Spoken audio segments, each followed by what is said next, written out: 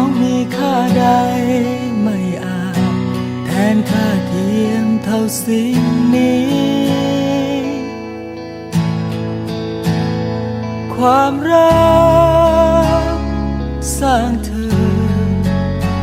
มอบเธอให้ฉันคุ้มครองตลอดไปเจ้าคือดาวดวงน้อยของพ่อจับมือพ่อเอาไว้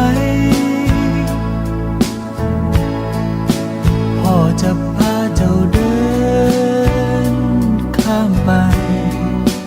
สู่ปลายทางที่ดี